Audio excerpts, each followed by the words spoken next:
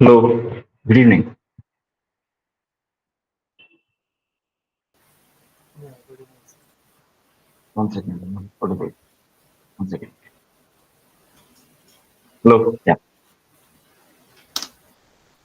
Hi, hello, good evening. Yes, sir. Good evening, sir. Good evening, Suresh.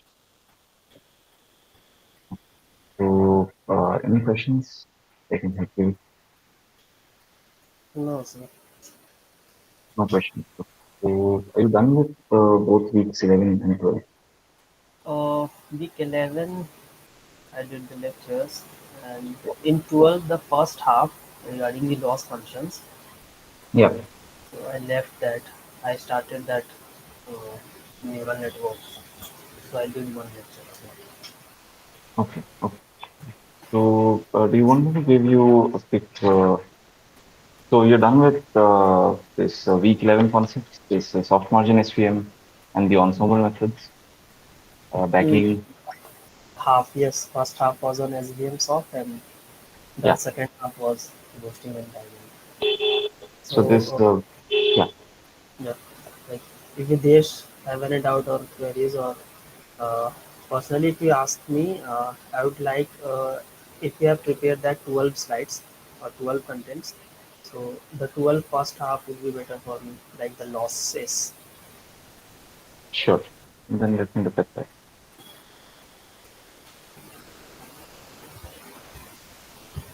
Actually, at least I've done the lectures of 11, so 12 Hmm. I haven't seen yet. So that would be better, like complete भी हो जाएगा यहीं पे.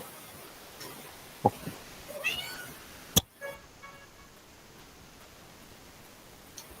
All right. So you skipped, I think, three lectures, right? 12.1, 2, and 3. हाँ, fourth, Skip fifth, and these three sixth. lectures. Yeah, sixth is the summary, I guess, and fourth I saw that introduction to neural network. Okay. Hmm. All right. So, okay, let me start.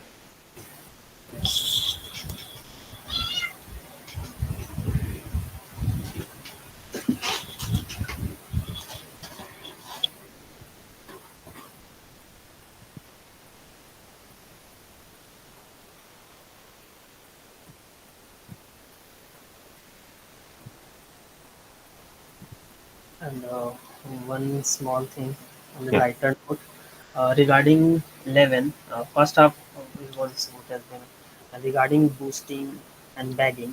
Hmm. So, what I grasped from that introductory lecture is that about the two kind of learners we had fast and weak. And in bagging, we create bags where data points could be repeated. Hmm. And in the boosting, we separated out uh, our job to different uh, learners actually. Achha, so, one second. The difference between bagging and boosting, that's what you're referring to, right? And one more thing was that like in bagging we can do parallel processing kind of thing, like all the learners can work parallelly. But in boosting it was not possible. Like we have to follow the serial process, right? Okay. Yeah. Just give me one second. Okay. Mm. So,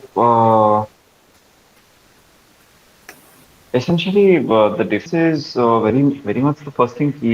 This bagging can, both bagging and boosting. Okay? They have a base learner, Mm. and they have like decision tree, and then they're all ensemble methods. So like multiple decision trees are trained, whereas this for bagging the decision trees are trained in parallel. Right? So you create these bags. These are synthetic data sets with repeated sampling, and train a different weak learner on each one of these bags. Right? Mm. And then after they're trained, aggregate the predictions of all all these weak learners. So if it's Yeah. classification, that's essentially like voting. Okay? So if it's classification, then this aggregation is just voting. If there are 150 bags, there are 150 weak learners, each trained on a different bag. And then, for a test time data point, the prediction is the the ensemble's prediction is the majority vote of the predictions of these 150 individual weak learners, right? And one more thing about these weak learners, that all these learners will be on same level, like in Hmm. boosting, that Hmm. with a gradual increase in time or iteration, the weak learner somehow going converted to a kind of strong learner by the time. Hmm. But here in bagging, all learners are on the same level, all are weak, you can say. Yes, yes. So what do you mean by you just draw the contrast from school? So with bagging, all learners are the same.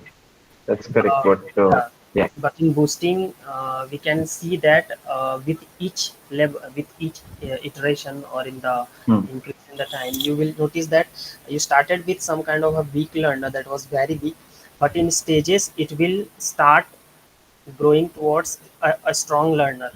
Uh, Hmm. it learns the weights gradually. It start learning the weights with more improvements. Hmm. So we So can. it's a bit more, yeah, it's a bit more, it's a bit more, sort of more shades to that, right? So this first we know key, ensemble methods, right? Hmm, With ensemble methods like this bagging and both bagging and boosting, the base learner is always a weak learner. And an emergent property of the ensemble is that the ensemble is a strong learner. So even though the ensemble is made up of these weak learners because of what's happening under the hood, hmm, the ensemble is a strong learner. So that's true for both bagging and boosting. okay. The difference is with boosting, right? Uh, with bagging, the weak learners are trained parallelly. With boosting, the weak learners are trained sequentially. Essentially. So yeah, Mhm. so we to learn ADA boost, right? We Uh, learn a specific boosting algorithm that's ADA boost. But why this? Why this? What's the like uh, foundational or essential difference which we have to for which bagging does the training parallelly and the boosting does the sequentially. essentially. And bagging, that's because bagging and boosting address different weaknesses of the model. They both improve model performance, but for different reasons. Right? They're both ensemble methods, but they improve model performance for different reasons. Right? So that has to do with this basically the two components. So if I have an arbitrary model, right? If I have an arbitrary untrained model, right? That has an expected prediction. This is the topic of week 11, where we look at overfitting and underfitting, Mhm. bias and variance, Mhm. right? So the expected prediction error, like the statistical expectation of the prediction error of the model, right? That has two components. That has three components, but actually that has only two components which we can affect. So the three components are bias. I'll explain what these mean in intuitive terms in just a second. But uh, the expected Bias, prediction error, yeah, bias, variance, variance, and this epsilon, right?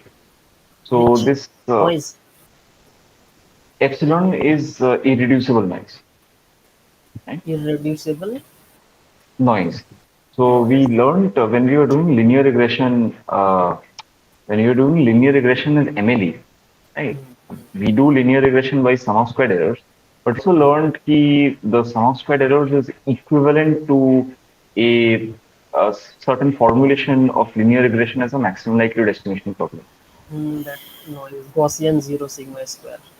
That is Yes, function. the process by which the labels are generated, that has a this zero mean Gaussian noise. So the Hmm. process by which the labels are generated, that has a zero mean Gaussian noise. Zero And we want to extract. So despite the noise, we want to extract the main trend. we want to identify the main signal, the main trend, right, despite the noise. So the sum of squared errors is sort of to trim the fat, so to speak, to eliminate the noise and get the main trend, right?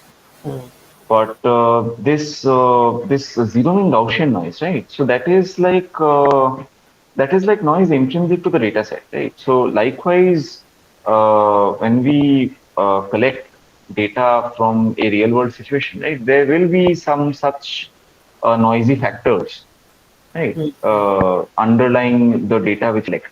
So the data won't just have signal; it will also have noise, right? mm, mm, And if this irreducible noise, which is also a component of the expected prediction error, which means that if I am collecting data, so if I'm intending to train a machine learning model for a real world domain that is intrinsically very noisy, and it's not just difficult to understand, it's intrinsically very noisy, right? mm, There's a lot of unexplained variability, you could say, right? mm, Like so then the expected prediction error will be high because that irreducible error will not be reducible. that So, noise. huh. So to start out, the expected prediction error has this one component, right? The irreducible error. If we are intending to develop a machine learning model for a real world domain that is intrinsically very noisy, right? The data sets will have a lot of noise in them. There's nothing to be done about it. Right? No escaping that. Then the expected prediction error will also be high. We'll have to settle with what we can get. Now, the other two components are what we can affect, the other two components of the expected prediction error. Mm. So, three components of the expected prediction error: irreducible error, that is sort of irreducible out of our hands. And the other two are Bias and variance. bias and variance. Mm, Right? So, intuitively, this idea of bias is very much related to the idea of, the word bias in English. So, consider if, somebody says, "Ki, that person is very biased." something We related often to say truth or false thing, something related to truth. something related to judgment, you could Mm, say. mm, mm, Something related to judgment or opinion. Right? mm, If somebody says that person is very biased, that means that the person is more favored towards a certain outcome. The person is not as objective as they should be. And the word that I am going to use is that the person is tilted towards one outcome, towards one judgment, or towards one conclusion. if he is more biased, there will be a very big gap between the actual truth and his decision. Very biased, yes. I Mm, mean, even if I mean, slightly biased or very biased, but the idea is that I mean, whether there is a gap or not, yes, that is also so kind of talking very loosely and sort of natural language. The idea is a lot more fluid than the rigor of mathematics. mm, But absolutely, very far is actually closer to the rigorous mathematical definition. But by bias, I mean that not as objective. If I say that it's biased, it means that it's not as objective, essentially, and mm. it's tilted. It's tilted towards one outcome rather than the other. I'm going to use the word tilt because I'm going to use the word tilt again later when I talk about boosting, right? So bias is like tilted towards one outcome. Another example of use of To which bias which we have encountered. it Yeah. will tilt to that side to which it favors. Ha. Perhaps the bias can be sort of come over, right? You have to overcome a bias, you would have to make a stronger argument, right? Okay. Perhaps, right? We have Even a biased person can be convinced, but compared to an unbiased person, you would have to make a stronger, perhaps a more effortful argument, mm, right? mm, A more vigorous exertion would be required, so to speak. mm, mm, So that's the idea. So that's bias. And another example of the use of the word bias is the bias on a coin. mm, We in statistics we talk about unbiased coin, a coin that is 50% heads, 50% tails. Hmm. And the probability distribution inside a coin, that is also called the bias of the coin. Bias. We suppose, the bias, I say that the bias on the coin is zero point 0.7. That means that the probability of coming up heads is 70%, Hmm. whereas the probability of coming up tails is 30%. An Tail. unbiased coin has probability 50-50, Hmm. right? Hmm. So this idea of bias has a tilt, right? As a tilt towards one outcome towards the others. It's not definitive. It's not that that will happen, Hmm. but Most likely. it is more likely to happen than if it was unbiased, Hmm. Hmm. Hmm. right? Yes. That outcome it is tilted towards is more likely to happen than if it was unbiased. Yeah, Yes. right. Hmm. Hmm. So that's the bias. And this idea of variance. So since I am talking about it, might as well cover both bias and variance to thereby, subsequently bring out the difference, like the difference in the intended use for bagging and boosting. So there's bias and there's variance. So what is the variance of a model, right? So a model is trained on a data set. Hmm. Right? A data set is actually a sample from a population. What that means? What is like population? Sample and population are, of course, terminology that we've encountered in statistics.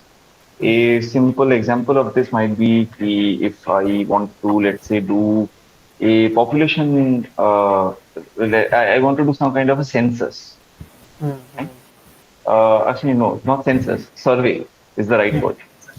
So, difference between like sample and population, there is in India, there's a population census. Hmm. Hmm. You count, you inquire after every single citizen to count the number of citizens and demographics, etc., etc. Yeah, of course, we can't count the Huh, total population of our country, like counting huh. each individuals. Each individuals, right? So there is a population census. Hmm. A census inquires the entire population, Hmm. right? A census probes, you could say, the entire population. Whereas a survey, right? If I wanted to do a population survey, let's say it's a qualitative survey. Let's say I want to understand some, matters of a qualitative type, right? Uh, like gathering feedback, let's say.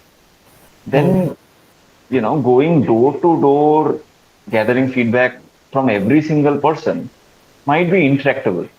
So if I literally have to physically go door to door, then it's probably there is not enough time and manpower for it. And if I use like a Google form to collect the data, even then the amount of data might be intractable, right? It might be more than what I need. Hmm. So instead, then if I just want a survey, right? If I want like a representative picture about the population, so I don't want the population in full and exact detail. I'll be satisfied with a representative picture about the population for the questions of interest. Hmm. Hmm. Then I construct a sample of the population, a subset of the population. A sample is a subset of the population, which I believe and hope is representative of the population. So that if I probe and inquire the sample, I get the feedback from the sample, let's say, the panchayats of all the villages. So instead of inquiring every single person in every village, I inquire the panchayats of all the villages, right? The panchayat members, right? So hopefully that is still a very representative picture, and it's full and exact detail, but it is representative uh, of for the questions of my interest. Agree? Right? So that's the idea of a sample, and sampling from a population. Sampling In from population. general, yeah. In general, just recapping, key Like when we go random. to the villages and do surveys, Yeah, you would yeah, usually go to different clusters inside of the village and then kind of pick up 5 to 10 people representing different families in the same place. And then yeah, you kind of maybe You will survey like maximum 200, 300 people, and then Yeah, that will give you an estimate of, yeah, say a population of 10, 15,000, or even so. yeah, Obviously, you make big guesses, but then that is how much you can survey practically. Right? So then you just absolutely. try to spread the geography and the different kind of मतलब कच्चा घर है या if it's like a proper house, that's a separate category. So that is how Yeah, you do it physically. Obviously, you have to there are a lot of uh, kind of interaction things like soft skills situation is also there so that you do not yeah, bias the data too much, but the general random thing is this only, that you kind of have representative sampling, and that is the best you can do actually, right? It's not a yeah, census that every like in census it's different. In census you go to everyone, and that yeah, is like yeah. massive. That is why I mean, we may have a generally, census in 10 years. Yeah. Exactly, exactly. So generally, for the questions of interest, there will be limited time and manpower, right? And with limited time and manpower, it's not possible to do like a comprehensive thing. So yeah, that's why census is done every 10 years, exactly. Right. So so that's sampling, right? And I think there are different kinds of sampling methodologies. I think the one that come to mind, I think Vic, the one that you mentioned, it's clustered sampling is one term. Stratified sampling is one term. But we so that is the more research methodology and sort of relevant, I think, actually very relevant. For example, for this BDM project and BDM course, right? So these sampling methods are actually very relevant for constructing the data set for analysis. But this, let me, because this is a theoretical course, let me restrict to just this and move on that random sampling. Random sampling where the data points are actually, the data points that show up in the sample, they're actually chosen randomly, chosen from the population at random. Random samples have certain guaranteeable statistical nice properties. Right? Of all the data sets or all the samples you could construct, it is sort of guaranteed that a random sample will be the most representative. It will be like the most uh, the most representative, right? In terms of like the things of interest, like let's say the mean, the variance, etc. Okay, so random samples have certain nice properties. So that's sample. And now moving on to this picture of a data set, the real world situation which we are trying to model, that situation is the population. Right? It's kind of on a sort of theory meets real world, but the situation that we are trying to model, all the data that could come from that situation, that is the population. And any particular data set, let's say at a particular point of time that I get from that domain, okay, that is a sample. So, for example, let's say consider the housing market. Let's consider the housing market. My data set is, all the housing market transactions that happened in the month of January. Right? So that's 30 days, certain number of records, number of housing market transactions that happened in the month of January. January of, let's say, 2022. Then again, I do the same thing, right? I construct this data set only, but in the year 2023. So all the housing market transactions that happened in the month of 2023, a month of January in 23. Right? So these are two data sets. And what I'm saying is that they come from the same population. They come from the same population, which is the housing market, right? So these two data sets are samples from all the data that could come from this domain, which is the housing Sir, market. sir, are Yes, we Vijay. talking about bagging or something like that, sir? Yes, bagging and boosting, building up to it. Yeah. Yes. So just explaining bias and variance, so that getting into bagging and boosting. So in general, the model that I want to train, I want it to work on the population. Essentially, I wanted to work on the housing market, right? And population is generally infinite. Like there's no, housing market will exist, ad eternum, right? So yeah, infinite. So I have to work with the finite data set. Now, I do just tell me if this intuitively makes sense. I collect a housing market data set, let's say in January. I collect a housing market data set in March. The underlying housing market is the same. So, maybe, putting it this way, it's, like no brains question, so to speak, right? It doesn't require even thinking. But if I'm trying to model the underlying housing market, it shouldn't matter whether, it shouldn't make a significant or substantial difference if I use the data set from January to train it or the data set from March to train it.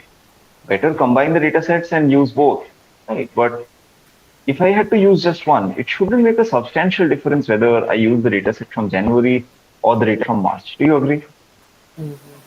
Because the underlying phenomena is the same. The underlying population is the same. It's the same housing market that I'm drawing the data points from. So if a model violates this, hmm, if a model is like it gives one, just assuming that the housing market has not changed substantially. So the housing market in January and March, there's like no business cycles or whatever that has happened. Ignoring all of that, right? It's still the same. It shouldn't be the case that the model that training, uh, you know, I train it on the data set from January, it gives one result. I train it from the data set from March, it gives like a very different model. That shouldn't be the case. If a model violates this, the training on two different data sets from the same population, in other words, training from two different samples from the same population, and that gives two very different models. Then I would say that the model is very sensitive to the specific data set instantiation. Right? In other words, the model varies too much. Right? The trained model that comes out, it varies too much with the specific data set that it gets for training. In other words, the model has high variance.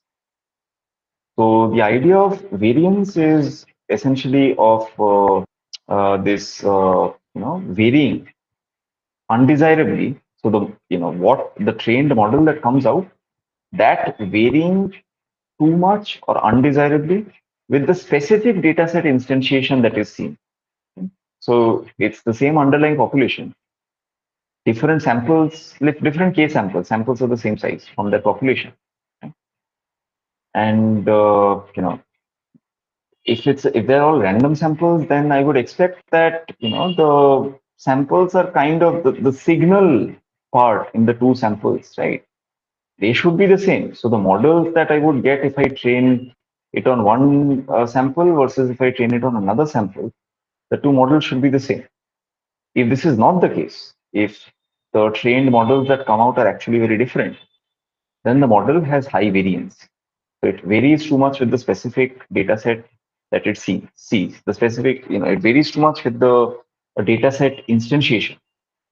It is too sensitive to the specific data set that it sees. So variance, if I had to, so earlier, like we said, you could think of entropy as quantified uncertainty. So you could think of variance as model sensitivity. So model sensitivity to like specific data set. Tell me if that makes sense, Yes. right? Okay. So that's bias, which is tiltedness towards one outcome over others. Variance is like model sensitivity to the specific dataset instantiation.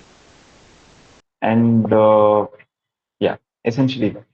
Now, bagging, right? Bagging you use when the model has undesirably high variance. So sklearn has this feature called the validation curve.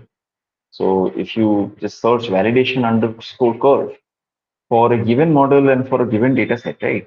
You can plot the training error and the validation error, and get like a validation curve to see whether your model is suffering because of high bias or high variance. If the model has high bias, it means that the model is underfitting. If the model has high variance, and if the model is suffering due to high bias, then high is kind of subjective, right? But if the model is suffering due to high bias, right, and suffering more due to high bias than high variance, then the model is underfitting. If the model is suffering more due to high variance, right, then the model is overfitting. Bagging is used to reduce the variance of the model. Right? So the idea is that if I train these weak learners in bagging, right? So there are these bags, these synthetic data sets which are created from repeated sampling. Each like a different weak learner is trained on each of these bags, and then these differently trained weak learners, they are averaged over. The idea is that averaging reduces variance. Each of these weak learners have been overtrained. These have been trained to zero training error, so guaranteed that each of these weak learners are very much overfitting. No doubt about that. But the idea is that you know because you know because each of these weak learners have been trained on slightly different data sets.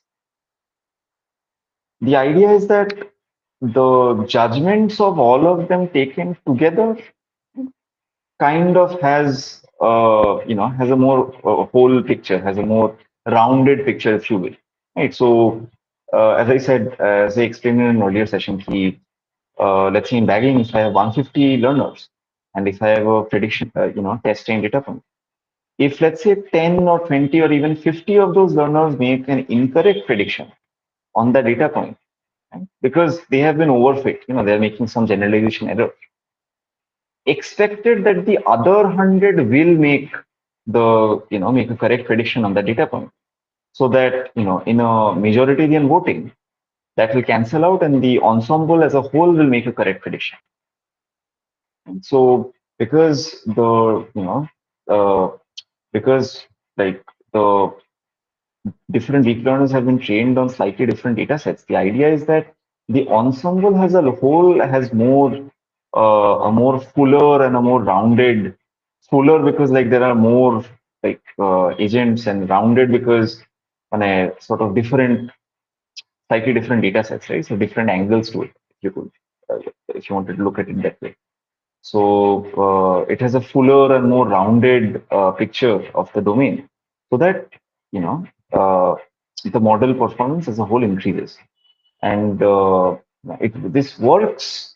So model performance as a whole increases in bagging because of reduction in model variance. So not irreducible error, can't do anything about that. Not model bias. Bagging keeps model bias almost at a constant. The effect of bagging is to reduce the variance, the bagging ensemble. The bagging ensemble as a model has reduced variance compared to the baseline, and that follows from this fact that averaging reduces variance. So averaging reduces model sensitivity. Sir, Each weak learner, yeah, Vijay. sir, what is the difference between error and loss, sir? Very much similar, same thing. Very much similar. Error though is more general. Error is more general because uh, Because very loss much, function, yeah, and all they are writing, sir. 12th week, there are many loss functions they are writing. right, right. So the error and loss are the same thing. Yeah, Sir, what is the question from Vijay? Error versus variance? Is that the question, Vijay? error versus loss. He's asking Oh, what's the error difference between versus error and loss, loss. Okay. because this week 12 has a lot of these loss functions. Right? So what's going on there? So. Yeah. When error and loss, they mean the same thing, right? As far as English words go, and like the notion of it is the same. Error and loss, the notion of it is the same. but to capture, like to quantitatively or mathematically capture the notion of error, right? We can use different loss functions, right? So that's why we are learning these different loss functions in week 12. The notion of error and loss though is like undesirable deviation, right? There is a correct target and there is a prediction and the deviation of the target from the prediction. So to capture mathematically this deviation, right? We have been seeing Euclidean laws for so long, it might be ingrained ki, like the only kind of deviation can be like the Euclidean error length. That might be like an implicit by now. But that's not the case, right? There can be others. Yeah. Well, typically, an error is essentially what you said, like, we can take the absolute error or the squared, error, right? In a sense, if I have Sir, a can you prediction. speak louder, sir? Can you speak louder, sir? Oh, sorry about that. So every model has a prediction. So the difference between actual and predicted value is actually your error. Whether you take the absolute difference or take the square of the difference, right? That's basically your error.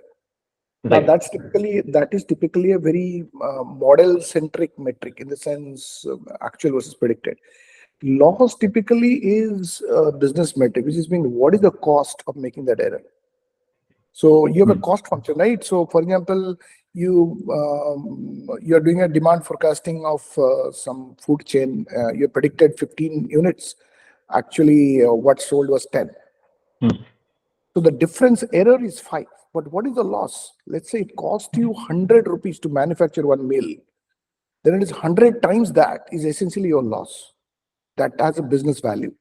So the best way to probably understand is this error is basically a very much data centric and model centric metric, whereas a More loss is theoretical. something that a business metric, which is actually what the impact it is to the process that you're trying to optimize. End of the day, the model is being built to achieve certain objective, right? And what's Hmm. the impact, right? That is. I know it is kind of interchangeably used, but really the cost function we don't talk about much. It's like we talked about, okay, you violate a red traffic light. How many times you do the violation, right? Yeah. I think we discussed that in SBM. I think Karthik sir actually discussed, right? That Hmm. C is the cost. Like if you make one deviation from the hyperplane, what is Hmm. my per unit penalty, right? That's the C. Similarly, that converts the error into loss, basically, right? So hopefully this addresses the question, you know, but I thought I'll clarify that a little bit. No, I think that's a very good addition in perspective. Yeah. Yeah. So they are, as you say, this error, this Vijay does that. So error and loss are in fact used interchangeably. And the way I was coming, my take on it is that this error and loss, the notion is the same, right? But for to be working on machine learning, like to be working in programmatic terms, right? We have to have a concrete notion of what we mean. You have to quantify, okay, like how do I quantify the error, right? How do I quantify a loss? And there So are different ways of, yeah. sir, see, till date, we have seen three kind of models. We have seen regression, we have Hmm. seen classification, and we have seen SBM, right? I can use three different models. My error could be the same, but I'll have different loss, right? No, no, Whatever but we call, Devashmit, right? SPM is also a classifier, right? So why do That you say there's a hinge, classification? I mean, hinge loss basically, right? Basically, we have seen mean squared error for Yeah, regression. If it is a binary classification or a multinomial classification, we have seen cross entropy loss. And for SBM, we have seen the hinge loss, right?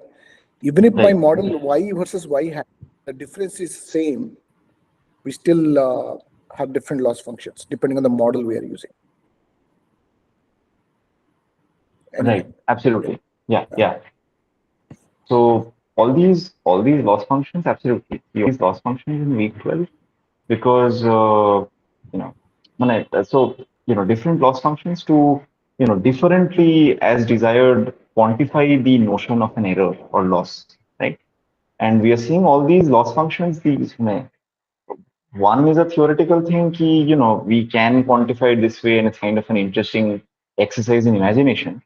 let's think up of new loss functions, right? So that makes sense. But another is, the more pertinent for week 12 is that unlike regression, right? So in regression, we had a loss function, which was the mean squared error, right? Or the sum of squared errors, whichever. Uh, Classification, we have kind of been doing ad hoc. Right, so there's KNN and there's decision trees and there's naive Bayes and there's SVM and there's uh, mm, any others? Did I miss out anything? Yes, a lot of them or any of the regulars. Did I miss out any classifier that you have seen? This perceptron. Right? So we have all these different classifiers. So it seems like linear regression. It had a more consistent framework. Right? So you have a loss function and minimize that loss function with the gradient rule, and that's linear regression. It's consistent, right? But this classification has been doing kind of ad hoc, right? And the motivation for week 12 is not arbitrary. The difficulty is that the sum of squared errors for linear regression makes intuitive sense. If I plot it on the XY plane, if I plot it with, like, let's say a data set with a single feature and a single label, and I draw the residuals, right? It makes sense. Okay, I would want to minimize the sum of the squared residuals. Makes sense. The loss function which makes direct sense for classification is 0, 1 loss, right? Just if there's a misclassification, the loss increases by 1. And if there's no misclassification, there is no loss for the data point. So just count the number of misclassifications. That is the loss, the 0, 1 loss. This is the loss that makes sense for Sir, classification broadly. Yeah, sir, there are so many loss functions, sir. 0, yeah, 1, squared 1, then Lagrange something, inch loss. There are so hinge many loss. things, so many loss. Which one is to be considered, sir? So the loss functions that we see in week 12 are more of a theoretical exercise. So it's not like the sum of squared errors loss, which we actually use, to train a linear regression model, right? Which we sort of use to So which update the one is to be parameters. applied, sir? Either 0, 1 or squared No, 1 no. So or that's the thing, right? It's not is applicatory. It's a theoretical exercise. It's not applicatory. So the sum of squared errors, or linear regression is trained by this prediction and feedback, right? Linear regression makes a prediction, and then it gets feedback from the loss function, the gradient direction. It gets as feedback, and that updates the parameters inside the linear regression model. It updates the parameters via feedback. The loss functions that we see in week 12, right? They're not meant to be applied anywhere in the same way. The motivation for the loss functions that we see in week 12 are not currently applicatory, right? They're more theoretical. We seek abstraction, we seek generality, right? We seek a one size fits all kind of framework, right? In most things, kind of see how seemingly different things fit together in a single context or framework. So from I think week 7 onwards, we've been seeing all these different classifiers, and as I'm saying, all these classifiers, it seems that we've been doing classification ad hoc, right? So rather than having a consistent way of thinking about classification, right? Like we have for linear regression, there is a model, there are some parameters in it, there's a loss function, you know, use the loss function to get like feedback for the parameter update. Classification does not seem to have that. SVM has that, but decision tree is done differently. This KNN is done differently. Naive Bayes is done differently. So the motivation for the exercise is to fit it all into a single framework. Fit it all into the general framework of this loss minimization, which is like the dominant paradigm of supervised machine learning. Right? There are some in supervised machine learning. There are labels. I set up a loss function, and I do parameter updates to minimize that loss function for those data points and those labels. That's like the dominant or the overarching paradigm of supervised machine learning. So to sort of reconcile the classifications that we have seen, which are sort of doing ad hoc, KNN does not use a loss function. Decision trees don't exactly use a global loss function, right? The way that SVM does. Naive Bayes does not have a loss function. So to reconcile all of these ad hoc, these classifiers that we've been seeing ad hoc with this overarching paradigm of supervised machine learning, the function minimization, we see if the classifiers that we have seen which don't use a loss function, linear regression uses a loss function. The naive Bayes doesn't use a loss function. KNN doesn't. Right? We see if these classifiers can be interpreted as implicitly minimizing some loss function. Right? Loss function that is not visible to us, but it can be interpreted as minimizing some special loss function. Right? Although that is not how we train the model. We don't train the model by minimizing the loss function, but it's a theoretical exercise. Whether this recasting, this reinterpretation can be done so that it can be reconciled with this framework, as I'm saying, this overarching framework of supervised machine learning, loss minimization. Yes, Kirti? So I have a doubt from week 11. Right. So kind of digress a lot, but let me just close a couple of these threads. Yeah. So Vijay, Okay, sir. does that answer your question? Why we are Yes, sir. seeing all But these loss functions? Yeah. even this perceptron and boosting as a loss function, sir. E power minus YHX is the for boosting. Huh. So So what we are concluding, so if the loss is there in the EYHX in the function, then we have to reduce it, sir. um, Where is the cost? Cost factor is there in that. Sir has shown us that the cost factor is there in right, last right. So function, but ha I ha ha. couldn't see any cost function there, sir. E power minus YHX. Right, e to the power minus y hx. So how to say? So it's the same thing. This boosting, right? The boosting constructs a sequence of learners. We have seen that boosting constructs a sequence of learners with sort of connecting with the earlier discussion difference between bagging and boosting, right?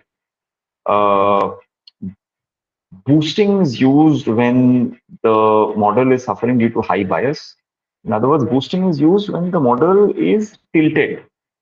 Right? The model is tilted towards, unreasonably tilted towards some prediction outcome, right? Not as objective as it should be. So what boosting does is it constructs a sequence of learners with each structural sequence of learners, how to say, with the data set which each learner in the sequence, the data set which each learner in the sequence is trained on, it is intelligently tilted around to zero out the bias, if that makes sense. So this thing about I'm not, it's kind of can put it into a sentence and it makes sense only if you've seen boosting.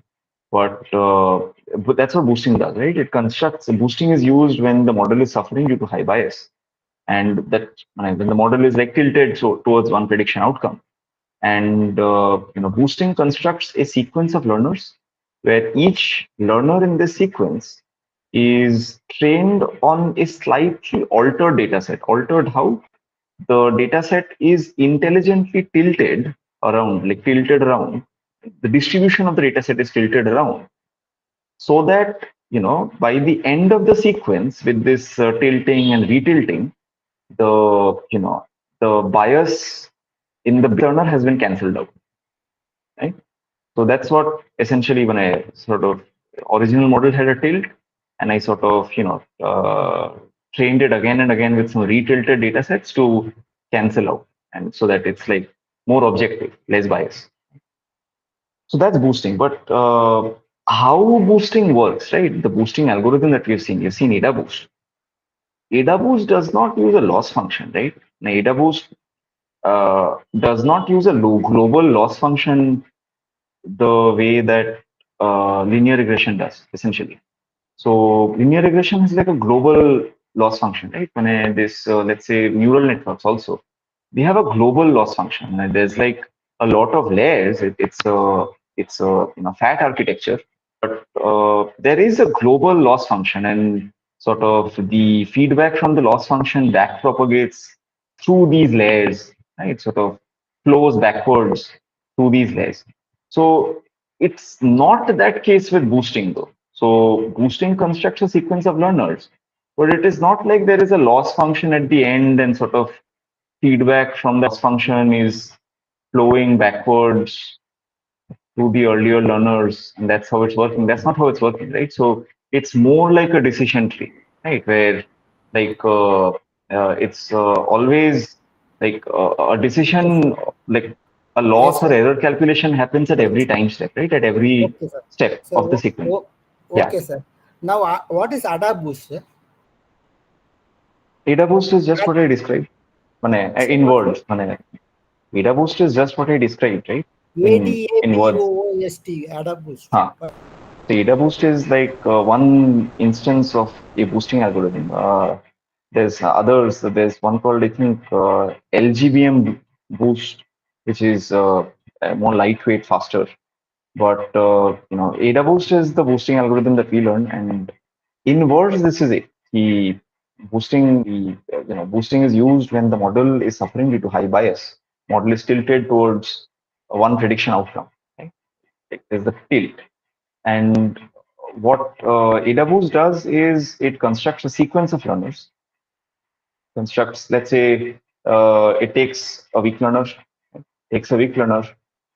trains it on the data set, actually trains it on a bag. Once again, this idea of bagging, like a synthetic data set created with repeated sampling, sampling with replacement from the original data set. These synthetic data sets created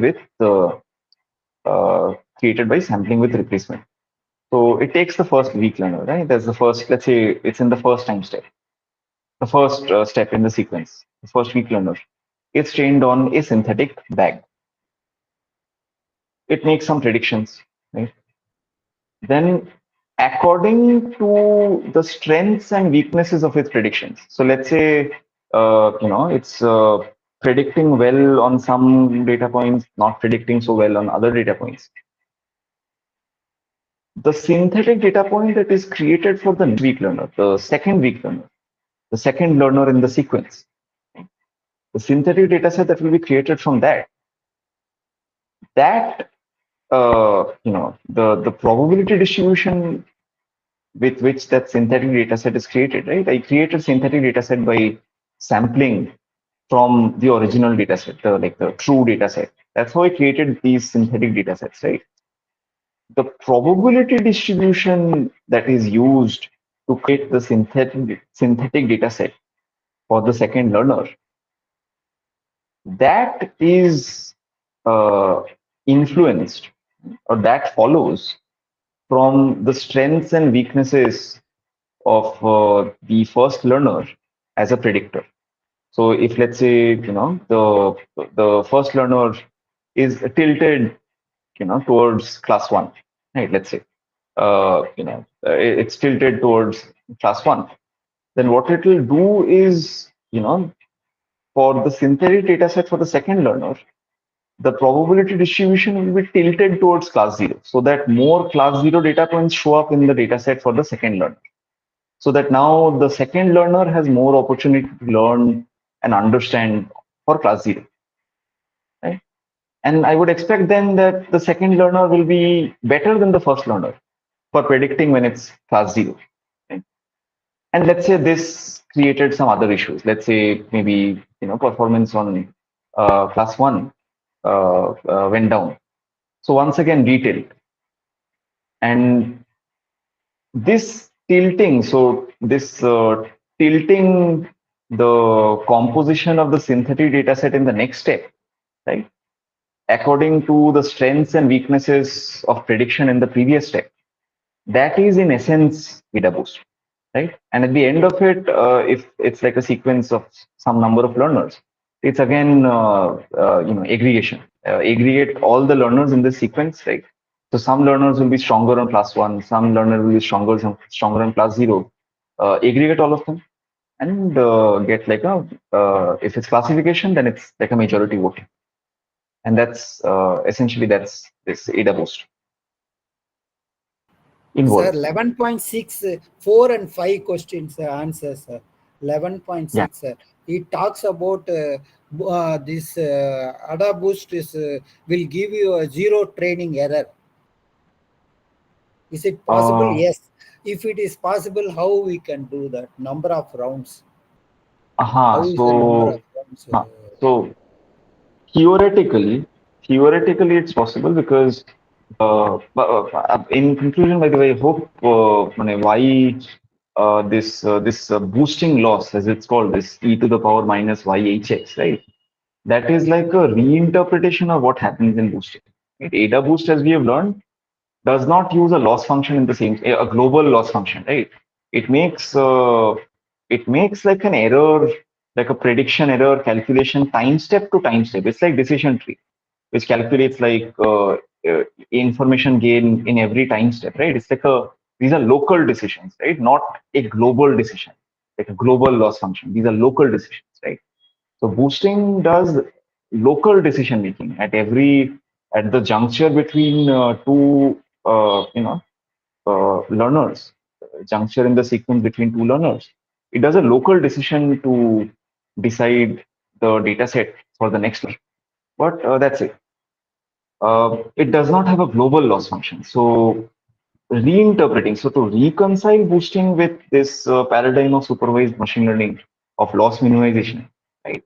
Reinterpreting it to this boosting loss or exponential loss, and just it can be seen that the outcome that we get from boosting is approximately the outcome of if we were training a parametric classifier that is minimizing this boosting loss. So yeah, that's kind of it. Now regarding 11.6, sir. Yeah. 11.6, 4 and 5, sir. Activity questions, sir. 1 second. 5, sir. How to find the weight, sir, after teeth decision tree, t plus 1. It's a very complicated subject, sir. Yeah, I mean, nobody said machine learning was like there was no sales pitch, right? The machine learning is going to be easy. So yeah, kind of worth it though. I think a very interesting subject at the same time. Interesting only, sir, but it's more like Yeah. complications, sir. That's for sure. So question 5, you say, right? And Kirti, let me take your Sir, question 5 right is after. also very difficult, sir. D is the denotes the weight, sir, to the ith data for the So, teeth decision tree. What will be the value of t plus 1? Next this is weight, sir, in the next in the down the tree. So it They're talking about error and also alpha 1 is equal to 1 by 2. So let me just read the question. I mean, as far as my understanding goes, like I said, it will increase the weights, or it will increase the representation of the misclassified class. It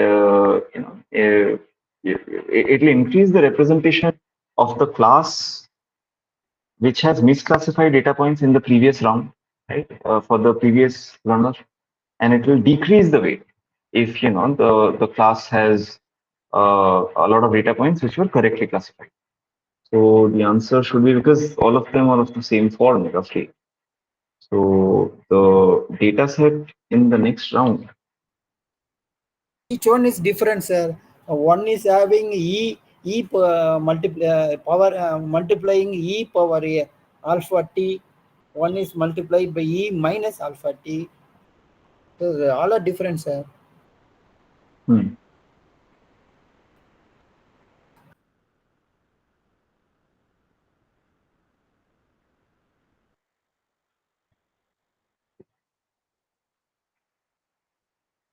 Right. So increase. Achha. So just I'm using some math here to sort of get away, sort of doing some type checking, if you will, right? Like we do in programming, right? Sort of dimensional compatibility, see what fits with what. So alpha I know is positive. Alpha I believe will be positive, right? Because ln. So alpha is positive. So I said that increase and e exponentiation is also a positive function, right? So e to the power alpha t will be positive, and e to the power alpha t will increase with alpha, right? And e to the power minus alpha t will decrease with alpha, right? So is that correct? No, the other one. Yeah. So decrease the weight. See, there's a minus alpha t. If the data point was correctly classified, increase the weight, right? If the data point was incorrectly classified. So decrease the weight. So tilt it to restore balance. If the data point was correctly classified, then it's not that important. Decrease the weight on it. Right? Going forward, is it not that important, because that's been done, covered. And if a data point is incorrectly classified, then that needs to be sorted out. Increase the weight on it. So this should be the correct answer. Excellent, sir. Excellent, sir. That is the answer, sir. Excellent. Yeah. All right. So can you just explain this once again? This last one. sure. So, and what's the difference between the first two options and the last two? In the lecture, the first term dt I e power minus alpha t is not present, I think, in the lecture I have seen. So that's why I'm confused with both options. So I mean, it must be there because I have it in my notes. Okay. Maybe I missed some part. I mean, but think about it intuitively, right? Yeah. So if you're learning in rounds, okay? Suppose you're learning in rounds. Suppose you do 3 mock tests before an exam. Suppose you're sitting for an important exam. You do 3 mock tests before it, right? So you do the first mock test. If there were like 10 topics, then you did pretty good in 6 topics, but you didn't do so good in the remaining 4 topics. So in the period of study between the first mock test and the second mock test, you'll focus more, right? You'll give more proportion of time, right? You'll give more proportion of time to those 4 topics which you didn't do so well on, and you'll give less proportion of time to the 6 topics that you did do all right on, right? So I Yeah, understand that if the two if yeah. conditions. Tell me about the dt I e power minus alpha t. Here, what we are decreasing here? So this is the probability that the ith data point shows in the data. That's a kind of a long sentence, but the ith data point in the original data set shows up in the synthetic data set for the t plus 1th learner sequence. The previous one, right? Here dt. Huh. So this is the probability that it, the ith original data point showed up in the data set for the tth learner. Okay. Yeah. So the So previous if that point got, here decreases and the present point which is not equal, that's why we're increasing the weight. so it's like that thing. If if there was a mock test and I didn't do so well on 4 chapters, and I did satisfactorily well on 6 chapters, in the time between the first and the second, in the time between until the next mock test, I'm going to focus more on the chapters I didn't do well. If I have only 16 hours in a day, that's too much. But let's say 12 or 10 hours in a day to study. Sir, how it Then is linked to decision tree, sir? Your because example of yeah, saying six chapters I am preparing, I couldn't do well in the. Okay, sir. But how it is linked to decision tree, sir? so each learner in the sequence is a decision tree, right? So Each just one learner thing in, I want to ask, like if yeah, you have summary notes or something, if you have like summarized notes which you have made to kind of teach us, yeah. And my this, yeah, yeah, oh, can you so share those? I will. So I'll have to make a document because the earlier TA, Sherry Thomas, right? The earlier TA, he has these PDFs, but he doesn't, seems there's no PDF for this ensemble methods. So my notes on bagging and random forest, so I can share the slides because there's not much there. I think ADA Boost is more mathematically sort of demanding, right? When it's sort of more complex in the math underlying it. So I'll probably have to create like a latex document, like the notes I created for MLF. We'll be sharing shortly. Yeah, I'll type it out and share on Discord. But So intuitively, yeah. But so intuitively, here, does it make sense? He sort of focusing more on things that got wrong earlier. That's it. Does Yeah, intuitively, that makes sense. Like if yeah, we are pretty confident about something we already know, we will kind of maybe review it a little, but then we will actually focus on the stuff we do not know, so that we can yeah, at least do something. yeah. So increase the representation of the stuff that I didn't do so well on, right? If I have only 10 hours a day to study, now, I'll focus maybe 6 hours or 8 hours a day on the topics which I didn't do well on. Right? So increase the representation, and this and a probability distribution is essentially like a distribution of proportions, right? So increasing the probability weight on a data point is like increasing like the representation of the data point, the importance of the data point, uh, in, passing in the data set that is passed on to the next learner. Yes, Kirti. hello. Yeah. Sir, here if it is not equal, then we are increasing the weight, which is irrespective.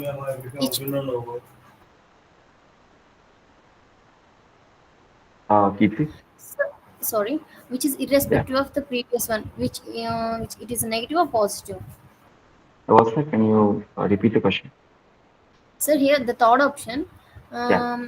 i- in the first if condition, if it is positive that e power plus alpha t is there, then this would be the correct answer, right? Is it? Let me check. Yes. Uh, So the third option so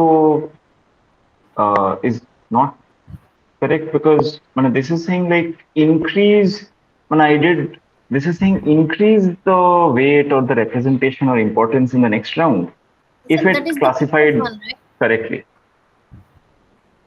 Here, And if this in says case e power this plus is alpha, also actually this is also okay.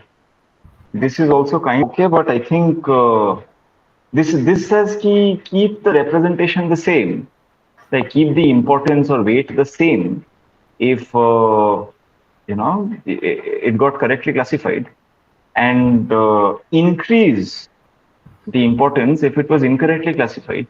The intuitively it makes sense. Intuitively this is fine. I think the issue will be that then the probabilities won't add up to 1 anymore. So I think it's for that reason that increase the weight on one and decrease the weight on the other, I believe. Okay, the probability should be one. Okay, okay. Yeah. Otherwise, this is also sensible. This is also sensible. If it got correctly classified, do nothing, right? Keep the importance the same.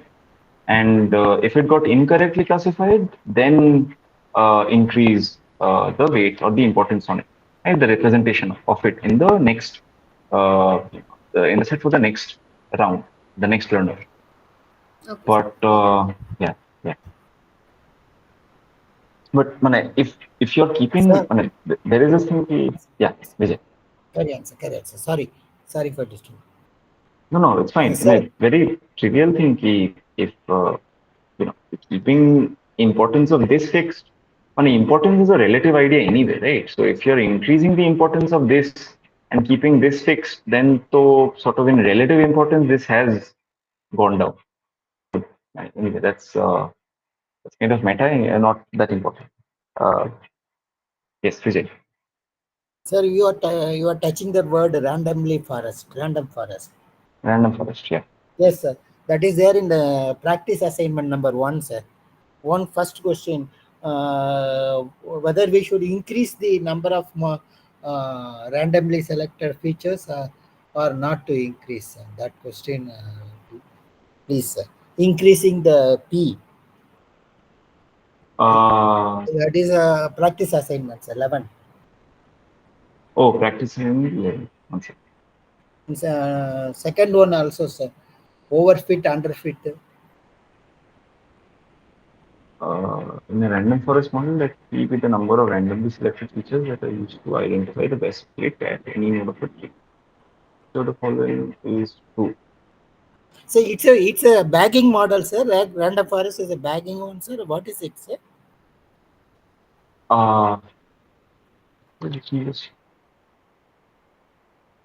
Yes, kind of, but it's like bagging with a bagging plus more features.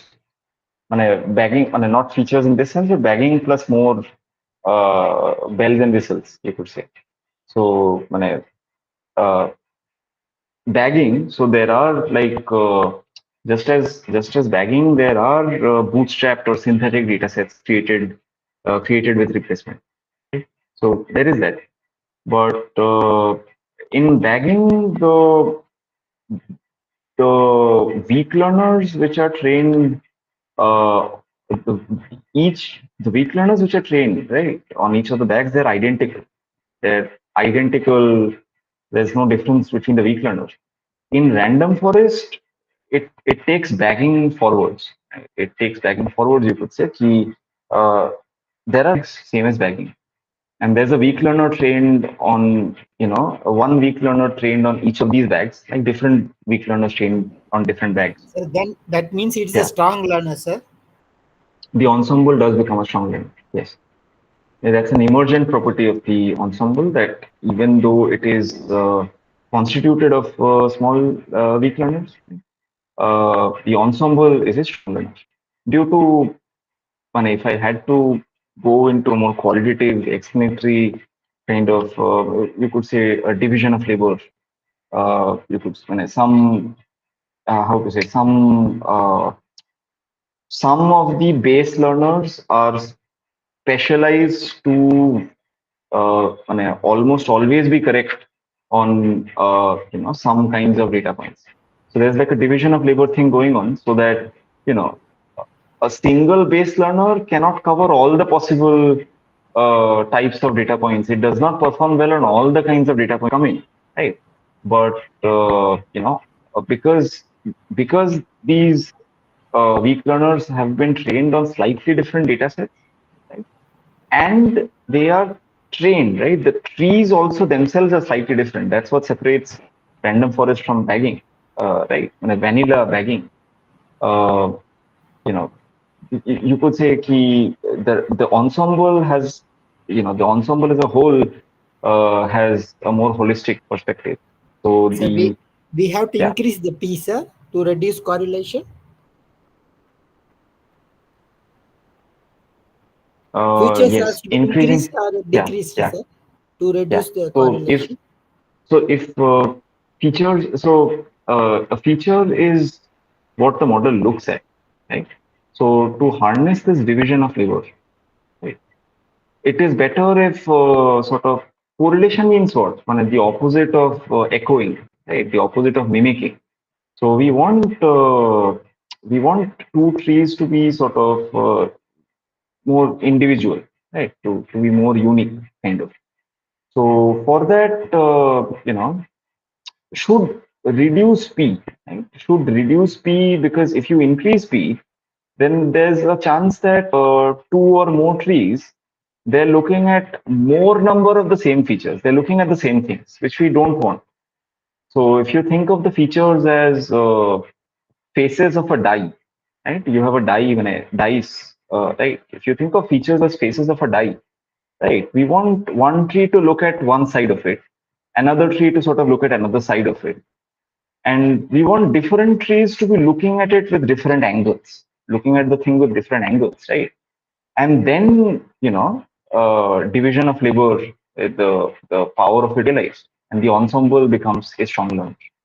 So this thing only comes into power if the trees are decorrelated. Right? In other words, the trees, as much as possible, decorrelated means that the trees are not looking at the same things, right? They're looking at different things. They're looking at it with different angles. So increasing P will, increase the correlation. Decreasing P will decrease the correlation. And expected that decreasing the correlation actually improves the performance on the model, because there is more individualization in the trees. Right? They are like specialists because they're looking at it with different angles. They're specialists in different for like different decision regions, different kinds of data points. Yes, We have Vijay? to select randomly less features for reducing Yeah, the correlation. yeah, yeah.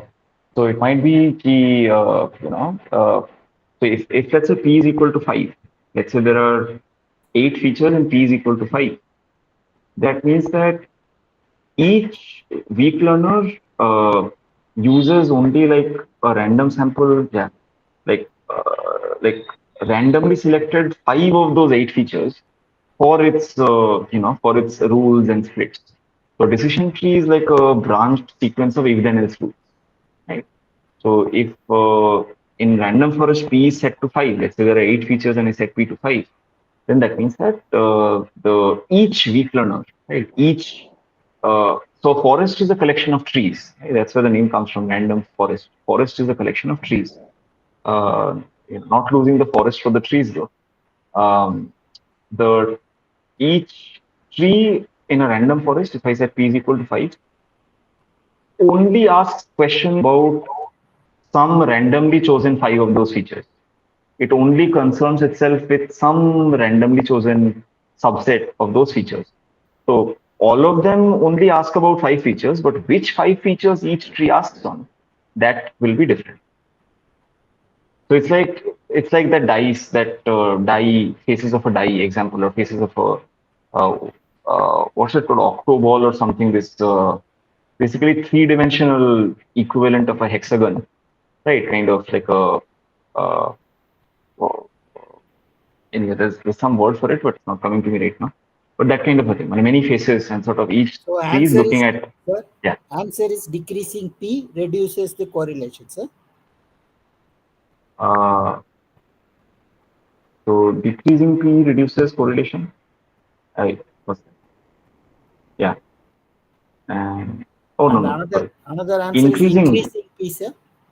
yeah, yeah. Increasing P, uh, Yes, sir. increasing P. Increase the performance.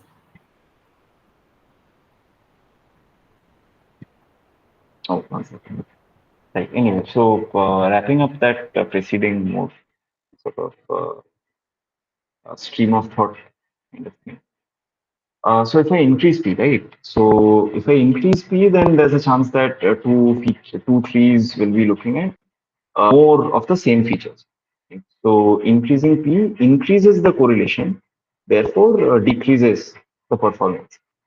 And decreasing P reduces the correlation between any two trees, right? And decreasing P increases the performance of individual trees in the forest. It will be this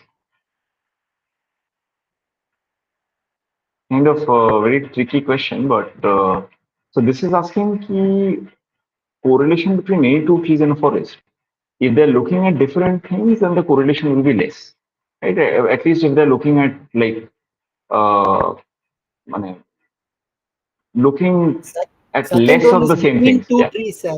Second one is yeah. between two trees, whereas in the third one is individual trees. So if if I like individual tree is just a decision tree, right? So if a decision tree, uh, answer. Yeah, if a decision tree I give less features than there actually are, right? So one of those features might be very pertinent for this domain. One of those features might be very pertinent for that domain, right? For a good performance in that domain. If you omit that feature, then definitely the model performance will suffer, right? I mean, for example, I don't know. Let's say this project, this Kaggle project that I looked at once, predicting the rating of some food, right? Predicting the rating of some food. A very good indicator of the rating is, the user activity. This is from some online food review website, right? So the user activity on that recipe, right? If a recipe has a lot of user activity, right, that is often a very good indicator that that recipe is well received. Right? It's it only gets popular if it's good. Right? So So we have to balance the number of pieces, yeah, yeah. considering for single.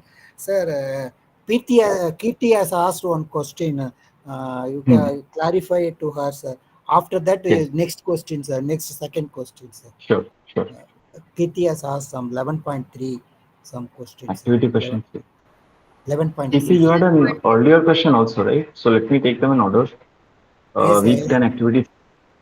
Week Yes. 11.3, she was filling some three third question. Kirti. Sir. Yeah. So which do you want me to take? After This. that, after this next question, sir, number two of this Sure, practice. sure, sure. After clearing our doubts, sir. Thank you, sir. Yeah. Thank you, sir. Sir, week 11.3, question 3. After that, we will go to week 10. 11.3. Take, yeah. Question Take two, 3. three questions. Yeah. Diagram, sir. Diagram is there.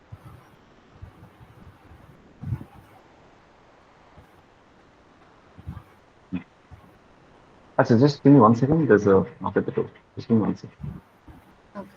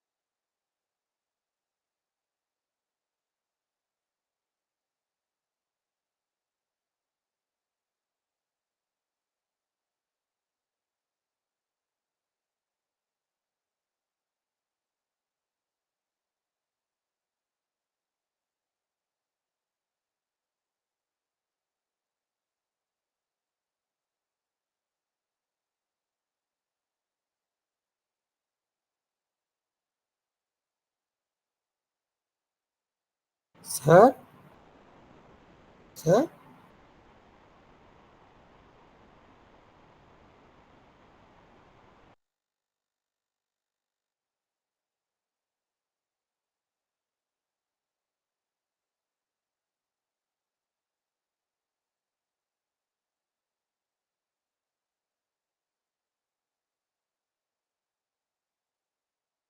Yes.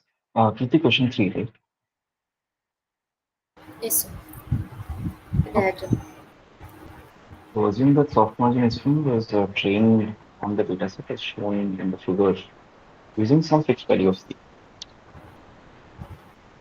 So W star epsilon star with the optimum famous question is show beta.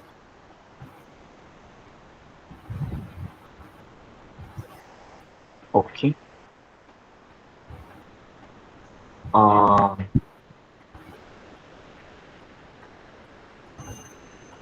so it's I'm annotating it here. So it's points like this. So this is the blue line, right? So it means that blue is the positive plus the weight vector is in this direction. Okay? So it's the blue points on the right side and on, in the extreme on the separator itself. These don't pay any bribe. This point pays a bribe, this point pays a bribe, right? And this point pays a bribe. All the other points, on this one. So all the other points, right? The red points on the right side of the separators, the blue points on the right side of the separators. These don't pay any bribe. so on which condition you are saying? I didn't got. So it only pays a bribe if it's on the wrong side of its correct separator, right? So It can was you repeat once? Yes, sir. on The one the notion. which point misclassified will pay the bribes. Yeah. So this not just misclassified. Even how to say classified with inadequate margin, it pays a bribe. So this point also pays a bribe. This Yes, sir. point also pays a bribe.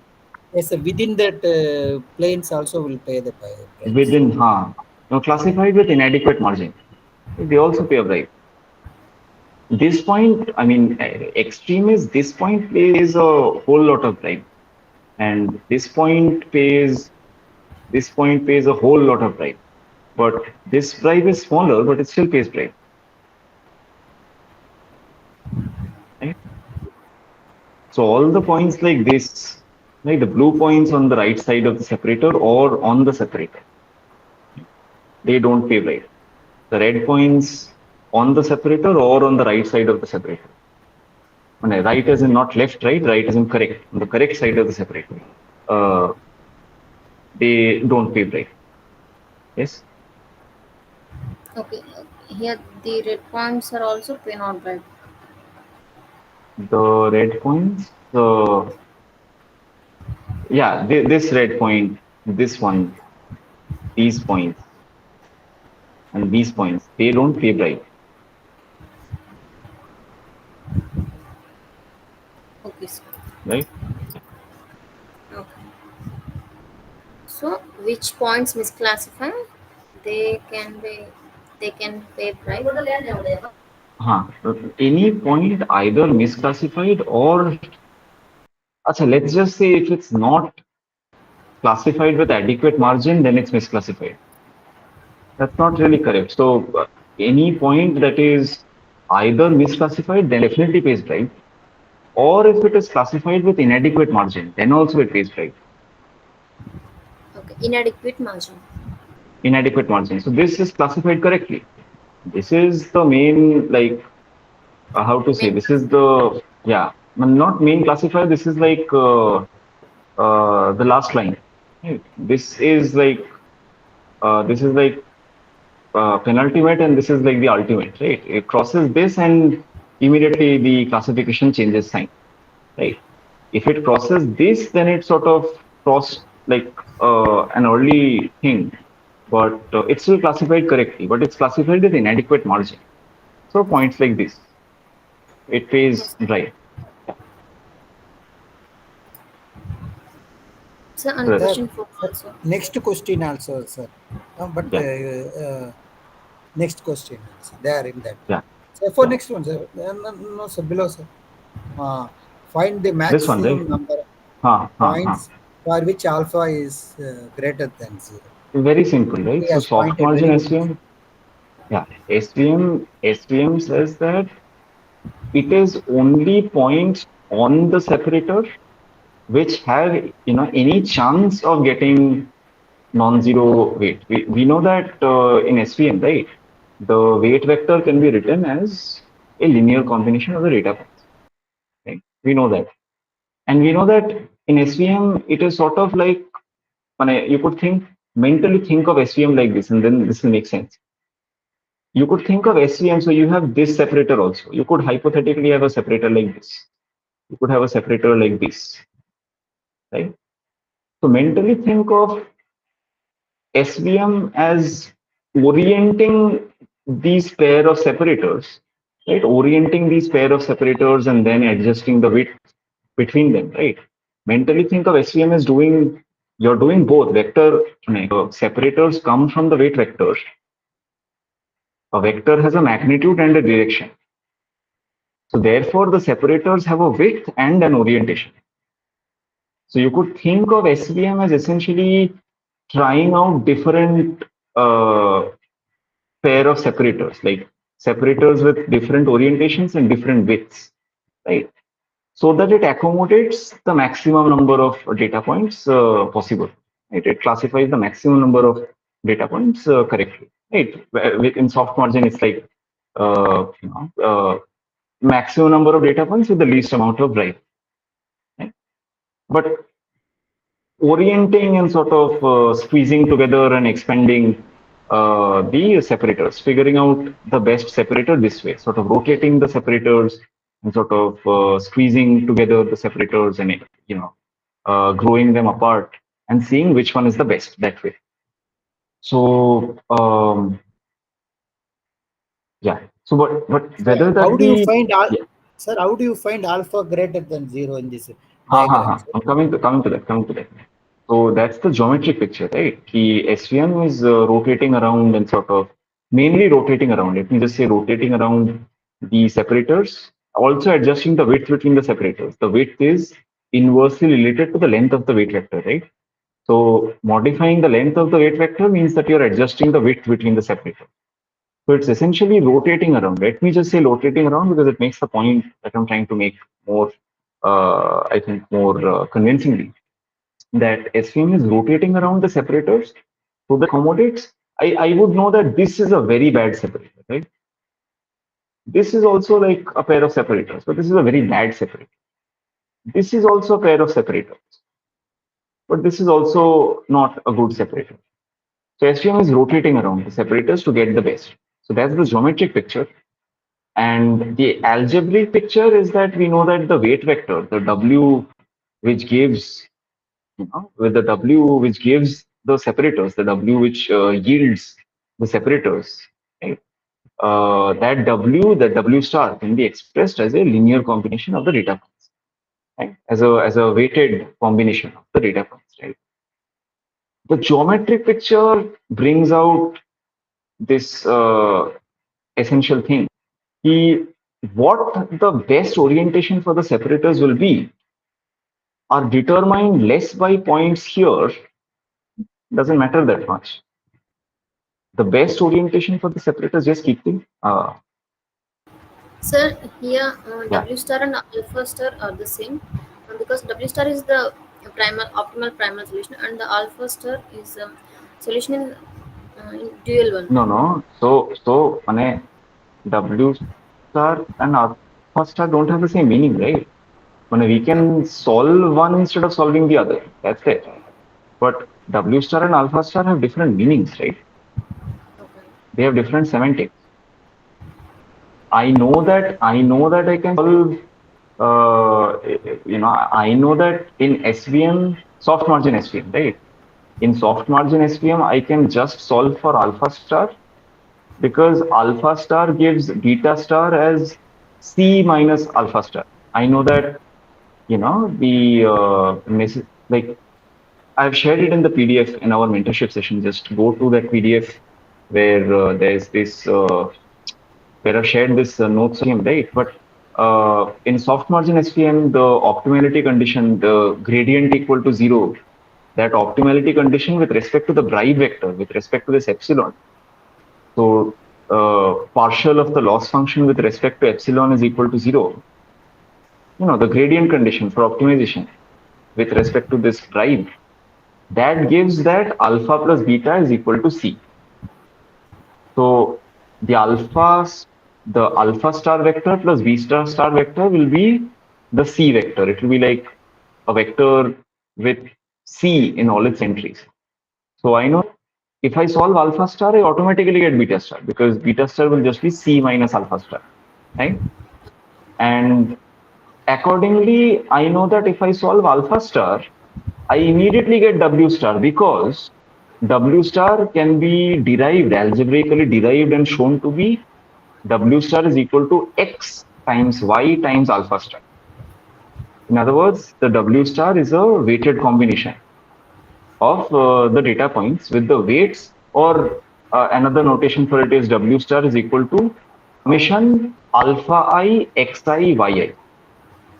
W star is equal to summation alpha I xi yi. So W star is a weighted combination of the data points with the weights coming from this vector alpha. Okay. So I have the x, I have the y to indirectly get W star. Same thing that we did in this kernel PCA also, same thing. We were indirectly trying to cook up the principal components. So I can indirectly cook up the weight vector instead of calculating or deriving it directly. Right? Instead of optimizing for this directly, I can indirectly cook it up if I just have this alpha star. Because then I can use W star is equal to capital X times capital Y times alpha star. So, the optimization problem boils down to an optimization problem only with respect to alpha star, which is great. There are fewer constraints, right? If there are fewer data points, then there are features. If there are 1,000 features, but there are 100, if there are 1,000 data points, but there are 100,000 features, then the number of constraints, like the parameter space in which the dual is searching, right? That's R1000. The parameter space in which the primal would have searched, that was R100,000. And there is, searching in a higher dimensional space is a lot more expensive, right? It's a lot more room to search in, right? Kind of easier to search in a smaller room, right? So it boils down to an optimization problem with respect to alpha, but they still have their own meanings. They still have their own semantics. If I get alpha star, I am still going to be interested in W star. W star has its own semantics. Alpha star has its own semantics. W Okay. star is the weight vector which yields or which characterizes or defines the pair of separators. Yeah. Oh, but anyway, this point, which points get a maximum number of points with alpha is equal to 0. Greater than 0. Yeah, greater than 0. Maximum number of points. So, Kirti, can you accept that Greater SVM than is 0. like So alpha is greater than 0. greater than 0? Right, right. So, Kirti, you agree that, Kirti, Vijay, do you agree that we imagine SVM as sort of trying out different separators, sort of rotating this pair of separators and seeing which orientation is the best? Agree? So maybe Yes, sir. SVM tries out, not algebraically, sort of the intuitive geometric picture I'm trying to reinforce so that you remember where the answer comes from. Right? SVM might try out this pair of separators. This is a pair of separators, right? The one I just drew. Yes, sir. Yeah. This is also a pair of separators, right? The one I just drew. this would also be one second. Hello. Yes, you're Yeah. audible. So SVM. Oh, 1 second. Yeah, I think my headset just had a malfunction. But anyway, so you could imagine SVM as trying out different separators. So Yeah. SVM is trying out different. Mathematically, that comes down to like trying out different W's. But you could, and even further, trying out different alphas. But you could imagine SVM as just trying out different pairs of separators. Agree? Yes, sir. Right? If that's the case, you agree that it's not these data points which are very far away from very far away. One of these data points will have not even here, like these data points here. These data points will very likely not have any issue with getting classified correctly. These data points are very definitively blue. These data points are very definitively red. But it's sort of data points closer to the gray zone, right? Not definitively this or that. It's sort of data points which are closer to the gray zone. In other words, the data points at the boundary, at the edge, which will sort of which will be more which will be a more important consideration for which pair of separators accommodates the most accommodates the most correct classification. Do you agree? Just think about it like this. Even if I draw my separators to be like this, That's not a good separator. but these points, why is that? It's not because these points get misclassified correct. It's not because Yeah. these points get misclassified. It's because these points, which are closer to the gray zone, right? Yeah. So it's sort of the points which are in sort of informally, the points which are sort of iffy, right? Which are not definitively this or that, but which are closer to the gray zone, and not very uh, not very starkly this or that. Right? And SVM tries out different pairs of separators and is ultimately influenced by the points at the edge, the points at the boundary, these extreme kind of like outliers, the points closer to the zone. Yeah. Agree? Agree? Yes, sir. Right? So SVM, right? SVM, whether it be soft margin or hard margin SVM, just remember this as a fact, right? Just Okay. keeping it right next to that geometric picture. Just remember it as a fact that SVM, only data points on the separator have any chance of getting non-zero weight. The alphas, I said that W star is equal to summation alpha I xi yi, right? I said that W star is equal to summation alpha I Summation. xi yi, X. Yeah. Yes. right? W star is a weighted combination of the data points, Okay. right? Weights coming from alpha. Agree? So alpha Yes. star defines the weights with which the data points are combined to cook up the weight vector. Okay. Agree? Right? Use 5 tablespoons of oil and use I don't know 500 grams of paneer. So those units, right? 5 tablespoons, 500 grams. That's the alpha, and the ingredients are the data points, the xi times yi. Right? So kind of, I think, interesting analogy, but W star is a weighted combination of the data points. The weights are contained in this alpha.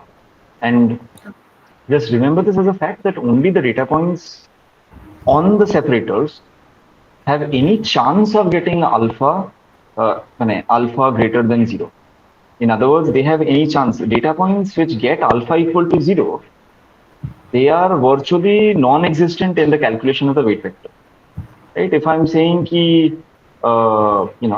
weight vector, I have only 3 data points.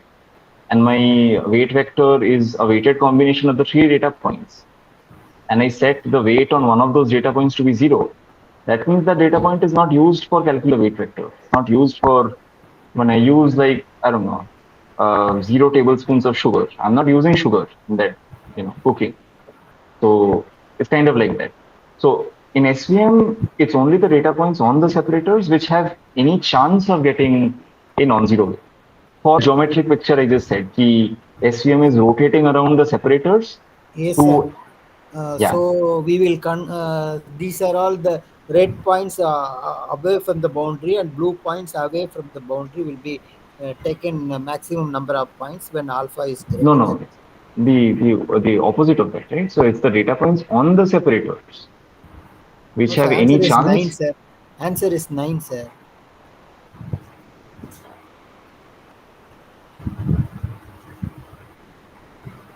One second. Oh, perhaps then, my mistake All then. Perhaps, classified properly are counted, sir. no, no. So then, I think,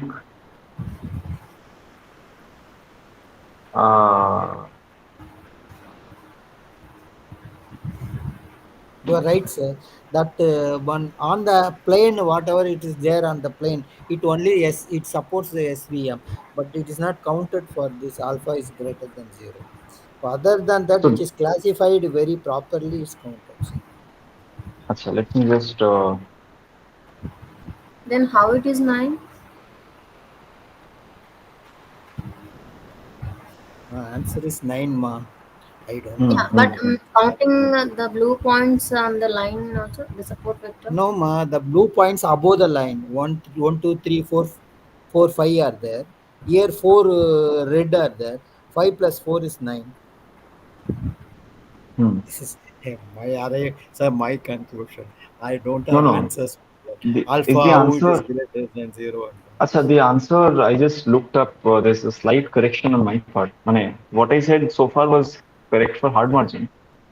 Soft margin, there is this additional thing, uh, the data points which are classified with inadequate, correctly classified with inadequate margin, right? Uh, Yes, sir. That is the answer, I think. all so data points, yeah. So in hard margin, it's only the data points on the separators which have any chance of getting non-zero weight, right? Non-zero alpha. So that's a necessary condition, not a sufficient condition. So you could have points on the separator which still don't get any weight, any sort of importance, any alpha in the weight calculation. But in soft margin, it's all the data points which are either on the separator or correctly classified with inadequate margin or incorrectly classified. So it's these 4 points, these 3 points, and then this and this. Yeah. So that's so So what question you have counted these yeah, points? Which question? This is this fourth question? yeah, yeah. So this question, right? Number of points for which alpha star I is greater than equal to 0, and this is a soft margin SVM. Yeah. That's why the answer is 9. If this was hard margin Yes, sir. SVM, You are correct, sir. Whatever ah, which falls on the hyperplane and yeah, within the plane, it falls within the plane also. hmm, hmm, Am I right, sir? yeah. 4 So plus 3, 7. No, sir. 9 is the answer, sir. 9 is the answer. I'm just clarifying for But then PP. that is classified point, blue point and the red point. Huh, yeah. So if this was hard margin, then it's only 1, 2, 3, 4, 5, 6. Oh no, not even 6, 5. So if this was hard margin, right? It can't be margin because hard margin would need So hard margin, there will not be alpha, no, sir. no hard margin. There will be no beta. There will be no C. There will be no epsilon. Even alpha will not be there, sir. Alpha It's will be there, offset. no, because W हाँ, half W square by 2 only will be there, no, sir. alpha to will be there, no, because alpha is at the besides being the besides being like the weights for cooking up the W star, right? Okay, sir. Okay, Alphas sir. are the Lagrange multipliers on the correctness classification constraints. Yes, sir. The With the constraints minus Yeah, 0. Yeah. so the correctness classification constraints with the pair of separators, all the data points are correctly Yes. Yes, sir. classified. That's the correctness classification constraints. Yes. N of them for n data points. So the alphas will be there. But with this hard margin, first of all, the hard margin wouldn't converge on this. It would, but the separators would have less. Oh no, it wouldn't. Hard margin wouldn't converge on this data set because it's not linearly separable. So the correctness, no matter what you do, you cannot get a pair of separators which perfectly classifies all the data points. It's not possible. Hard margin wouldn't converge here. But if this was a question on the exam, if this was hard margin SPM, right? And they wanted to, they asked the maximum number of points which could be included in the weight calculation, in the calculation of W star. In other words, maximum number of points which get alpha greater than 0 or weight in the calculation greater than 0. The answer would be 5.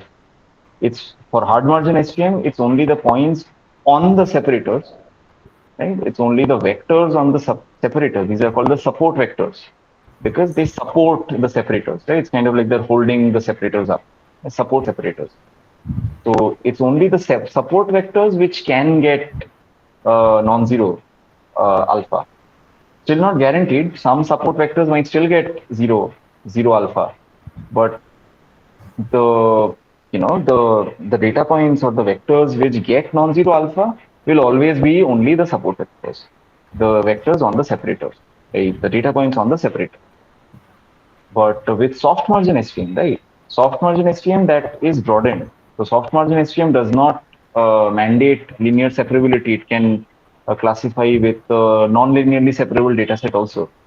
So in soft margin SVM, I'm going to share this in a note, some slide soon, because kind of oral, but you could write it down or you could remember that in soft margin SVM, it's either the data points or the on the separators or the data points classified with inadequate margin or the misclassified data points. It's these, all these data points, have the possibility of getting non-zero alpha. In particular, these points, right? The latter two, the data points classified with inadequate margin. Yes, sir. Now we are And getting 9, sir. Yes, sir. We are yeah, getting 9, sir. 4 from the red, other 5 from blue. Yes, sir. 3 on the region and 1. Yes, sir. We are getting 9, sir. Sir, Kirti was asking about activity 10, week 10, activity 3, sir. Question week 2 and 3. 10, activity 3. Yes, sir. So she has written in the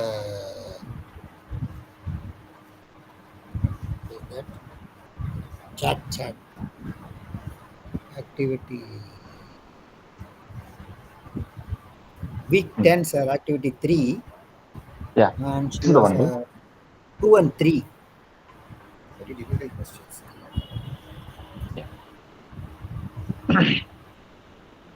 Yeah. Questions 2 and 3. So consider the following optimization problem.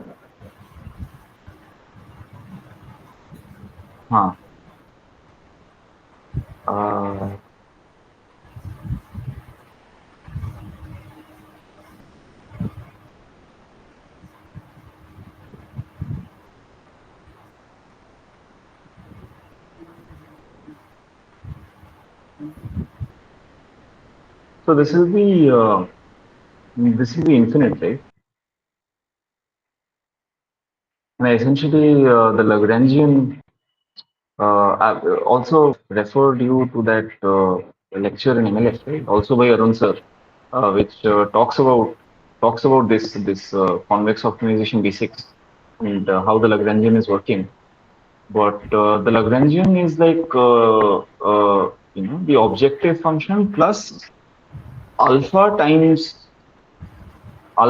the constraint, right? So this is the constraint. This here is the constraint. So the Lagrangian is how to say the objective function, which is w1 square plus 3 is it minus w1 square minus 3w2. The Lagrangian will look like w1 square minus 3w2 plus alpha times w1 plus 7w2 minus 5. So this alpha Yes, sir. times the It should, constraint. yes, sir. It should be less than 0, sir. The constraint should be less than 0. Say less than 0. So that's why, it will be alpha times, w1 plus 7w2 minus 5. Right? So if I transpose the 5 here, then so this becomes a less than equal to type constraint. So it's saying for a fixed w, there is some w. So I have a Lagrangian. The Lagrangian has the objective function and it has this constraint. And it has an alpha as the Lagrange multiplier on the constraint. So the Lagrangian is a function of w and alpha. The question is saying that suppose there is some w which I fix in the Lagrangian. So the Lagrangian now is only it's like I have a function xy, or I have a function xy. Z is equal to xy. I fix the value of x at 3. The function becomes z is equal to 3y, or some other alphabet perhaps. The function p is equal to 3y. So initially my z was a function of both x and y. If I fix the value of x, it becomes just a function of y. So it's the same thing happening here. They're saying there is some w, and I fixed it, the w in the Lagrangian, I fix it to this w, so that the Lagrangian becomes just a function of alpha. So that's why it's maximizing only with respect to alpha. This is a modified Lagrangian. Right? This is just a function of alpha. This has the w fixed, like that's like fixing x equal to 3 in z is equal to xy. It becomes z is equal to y, like that kind of. So this is saying that the constraint, right? The objective function plus alpha times the constraint. For this fixed w, this constraint is greater than equal to 0. So it's alpha times, so in this modified Lagrangian. So with these conditions, sir, it will become more than 0, sir. Actually, it should be less than or equal to 0. If we, in this condition, it will become more than. So this w is actually not what, this w is a hypothetical w, sort of designed to test conceptual understanding. This w is not what we would find from minimizing the Lagrangian. So minimizing the Lagrangian and then using the KKT conditions. This is not a w which we would find, because this w violates this constraint. Sir, if this condition w1 dash plus 7 w2 dash greater than 5, suppose it is not there, then the maximum value of alpha is 0. No. So they're not asking for the maximum value of alpha. They're asking for the maximum value of this. They're asking for the max of this modified Lagrangian. Yes, sir. Agree? Here it is so just, greater than 5. Yeah. But bear with me on this. If, w is such that this is satisfied, this modified Lagrangian is the objective function plus alpha times something positive, right? Yes, sir.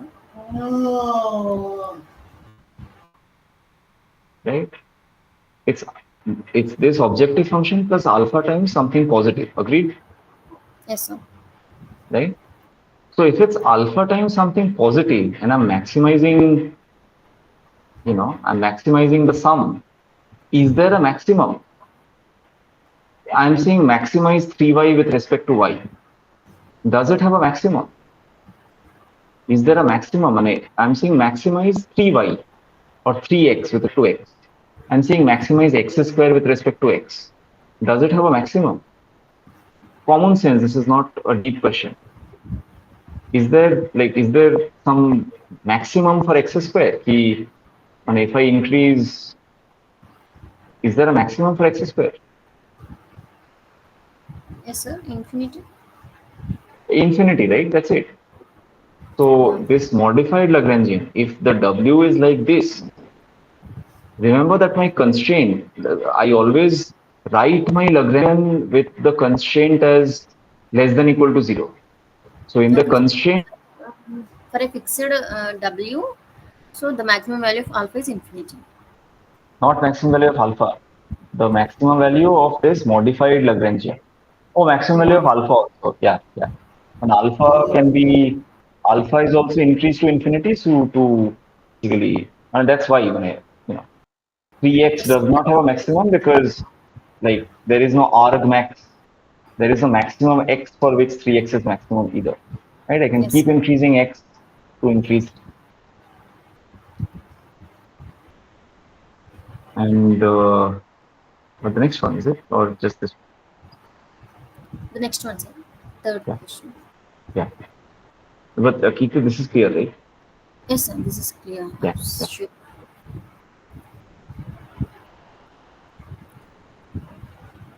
So,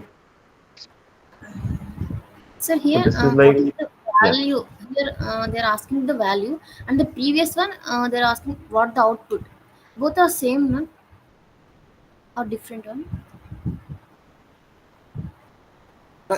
Sir, previous one they are asking maximum of that function L W dash alpha when alpha is greater than 0.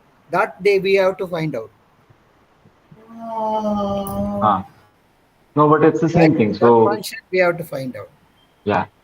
So That you're is asking infinity. in this case, both the max, they are actually asking for the max. They're asking for the output of the following expression. They're not asking for the argmax. So the next question is asking for the same thing actually. So in Same thing, sir. Same programming, thing, sir. same thing. So in programming, the output function is what we get when we evaluate the function, right? When we compile the code. So it's the same thing. If this if this code gets compiled, so to speak, right, with the Lagrangian setup from these constraints, then what is the output? So what is the value of the following expression? Same thing. Right? But let's see if the answer is the same. So this is what the constraint is saying. This is the equation for a disk. So it's not just a circle. If it was equal to, then it would be a circle. If it's less than equal to, then it includes the area inside the circle. So it's a disk, right? What's it called? Like a frisbee. So this is saying that the optimal weight vector should be in this disk. Just imagine in the xy plane some point 2, 5. And from that, that 2, 5 is the center of a disk of radius 10. Right? So they're asking if the weight vector should be in this disk. The vector, if I draw from the origin, the weight vector should be somewhere in this disk or perhaps on the circumference, but it should satisfy this constraint. It should at least touch the circle. It could be inside the circle. Right? Circle is drawn from the point 2,5, sir, with center as 2,5. So here the answer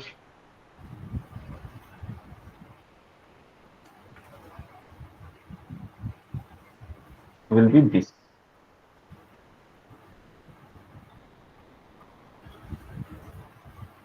The answer will be this because once again, same thing. The Lagrangian is the objective function plus this constraint. This constraint is already in the less than equal to form. So just shift the 100 to this side. It's like this plus this minus 100 is less than equal to 0. So the Lagrangian is this plus alpha times that less than equal to constraint. So, if that expression is maximized with respect to alpha, right, that is essentially the objective function. So the Lagrangian is the objective function plus alpha times something negative, something non-positive actually, but just think of it as something negative. The Lagrangian, if this constraint is satisfied, the Lagrangian is objective function plus alpha times something negative. How do I then maximize with respect to alpha? Well, if I increase alpha, then that will increase that negative term, right? It's alpha times something negative. It will decrease the sum. The Lagrangian is the sum of the objective function and alpha times that constraint. If this constraint is satisfied, that's alpha times something negative. If I increase alpha, that negative thing increases, so the sum will decrease. Whereas I'm trying to maximize it. What's the best to do then? Set alpha is equal to 0. And if I set alpha is equal to 0, the Lagrangian just becomes the objective function, right? So, Sir, how the second one is subject to W1 minus 2? How you are saying this is negative, and that's why we are taking alpha is 0 Mane, to maximize the function. if you know that in constructing the Lagrangian, we always write our constraints in the less than equal to for. Agree? Yes, sir. Right? So this will be the constraint, the Lagrangian will be 5W1 plus 8W2 plus 5W1 plus 8W2, the objective function, plus alpha times this constraint in less than equal to 0 for. Agreed? Yes, sir. The minus 100 is that side. Move to the left. Yeah, move to the left. Yeah. Right? So, how to say? So the second part would be negative. What what alpha is the multiplier on? That will be negative, right? And that will be non-positive actually. So it's less than equal to 0, which means like non-positive. So if my sum has something, alpha is always greater than equal to 0. So it's objective function plus something non-positive. What is the way of maximizing this sum? Knock off what is non-positive, right? So If equating alpha to 0, yeah. vanish the negative value. Vanish this constraint part. Vanish the alpha times the constraint part, because the constraint is less than equal to 0. Just vanish it. And that will maximize the sum. Okay. Right? Okay. So yeah, the argmax for this, right? So unlike the previous question, it is not testing some hypothetical W. So this is my optimization problem. What would happen if I set W to be this such that this is true? This is like a what if kind of thing. The next question is not a what if. The next question is like the standard course of events in setting up the Lagrangian and opting. Right? It is saying ki essentially ki, just setting up the Lagrangian and then what happens. And it's not a what if I have like a data point which does not satisfy, then what happens? This is not that kind of a thing. So yeah. So in this case, the constraint will be satisfied. Right? That's if this is the optimization problem, then the constraint will be satisfied. That's what we want. So if the constraint will be satisfied, then alpha is like the scalar coefficient. The alpha is a scalar coefficient on something non-positive. Yeah. So the Lagrangian is objective function plus something non-positive. Alpha times the constraint, something non-positive. So if it's something non-positive, like the best that can happen is that non-positive thing is 0, right? Yes. Can't be positive, can't increase the sum. So the best is that it doesn't do anything to the sum. It's 0. So that's Yes. it.